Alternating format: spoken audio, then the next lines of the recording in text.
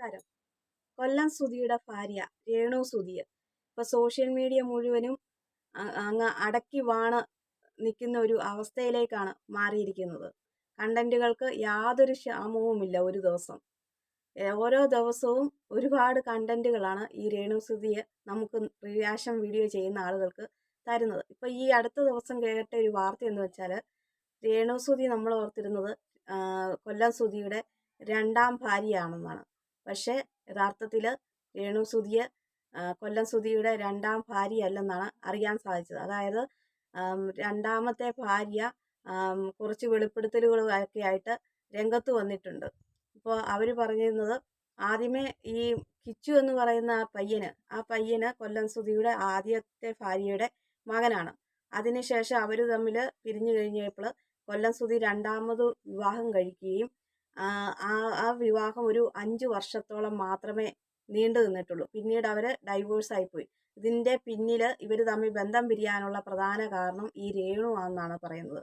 ഈ രേണുവിൻ്റെയും കൊല്ലം സുധിയുമായിട്ടുള്ള message chatting ഇവർ കാണുകയും അതിനെക്കുറിച്ച് ചോദ്യം ചെയ്യുകയും അങ്ങനെയൊക്കെ ഉള്ള സംഭവങ്ങൾ ഉണ്ടാവുകയൊക്കെ ചെയ്തു. അങ്ങനെ പ്രശ്നമുണ്ടായി.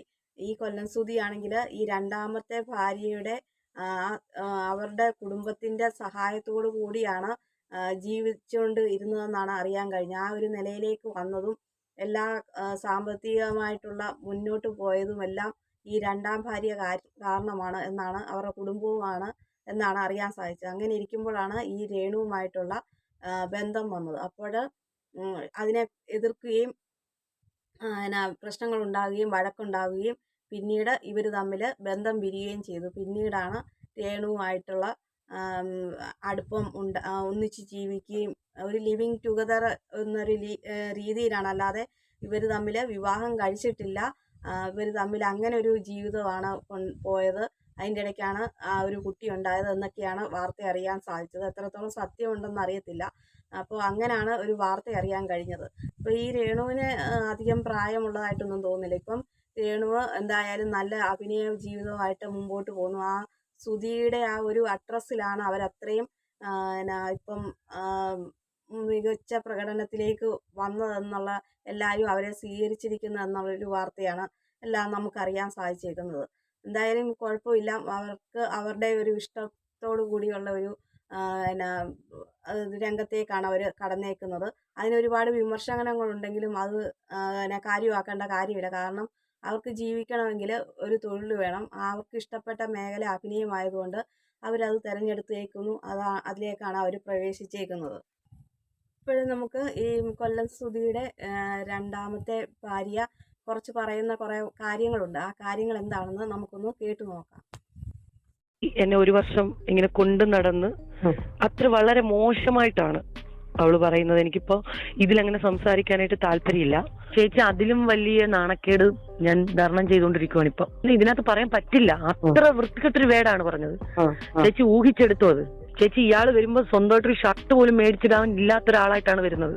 എന്റെ കാശ് കൊണ്ടാണ് അയാൾ ഇത്രയായത്. ആദ്യമായിട്ട് എന്റെ അമ്മയുടെ കാശ് കൊണ്ട് വെളിനാട് കണ്ട മനുഷ്യനാണ് അയാൾ. എന്റെ ഔദാര്യത്തിലാണ് അവൾ ജീവിക്കുന്നത്. ഇപ്പോഴും കുറച്ച് കാര്യങ്ങൾ പറയാനുള്ളത് പറയുന്നത്, അവർ ലീഗലായിട്ട് കല്യാണം കഴിച്ചവരല്ല. ഒരു ലിവിങ് ടുഗദർ ജീവിതത്തിലേക്കാണ് അവർ കഴിഞ്ഞുകൊണ്ടിരുന്നത്.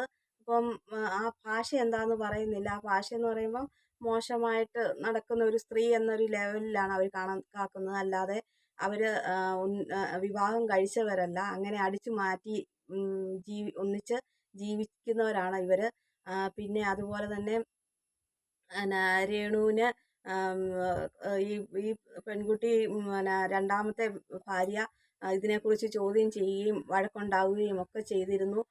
ഇനിയിപ്പം ഈ രണ്ടാമത്തെ ഭാര്യയുടെ ചെലവിലാണ് സുധിയുടെ ജീവിതം മുമ്പോട്ട് പോയിക്കൊണ്ടിരുന്നത്. അപ്പോൾ ഇനി എനിക്കിപ്പോൾ അതിൻ്റെ ആവശ്യമില്ല, ഇനി നിങ്ങളുമായിട്ട് ഒന്നിച്ച് ജീവിക്കുന്നില്ല, അങ്ങനെ അങ്ങനെയാണ് അവർ ബന്ധം പിരിഞ്ഞതെന്നാണ് രണ്ടാമത്തെ ഭാര്യ പറയുന്നത്.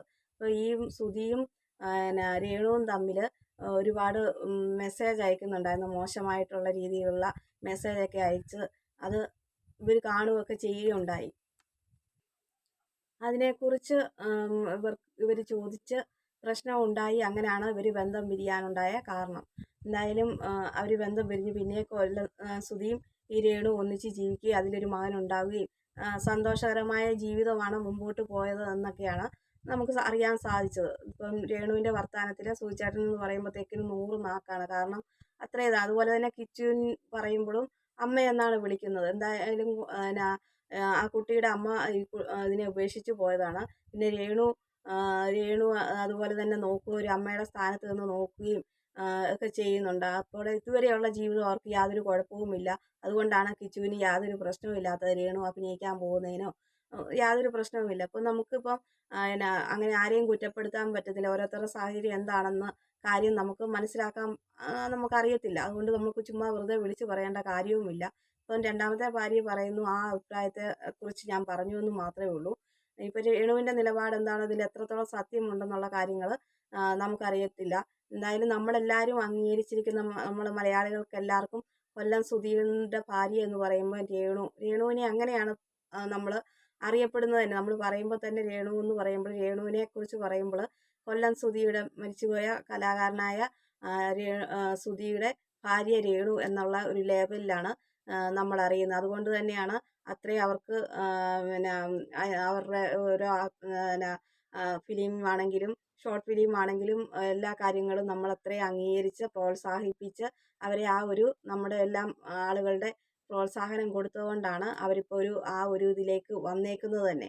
അല്ലാതെ രേണു എന്നൊരു വ്യക്തിയെ കണക്കാക്കിയുള്ള ആ ഒരു ഇതല്ല. അത് സുധി എന്നുള്ള ആളുടെ ആ ഒരു ഇതാണ് നമ്മളെല്ലാവരും കൊടുത്തേക്കുന്നത്. എന്തായാലും അത് നശിപ്പിക്കാതെ നല്ല രീതിയിൽ തന്നെ അവരുടെ അഭിനയം മോശപ്പെട്ട ഒരു ഇതിലേക്ക് പോകാതെ നല്ല രീതിയിൽ തന്നെ മുമ്പോട്ട് പോകട്ടെ എന്ന് ആശംസിക്കുകയാണ്.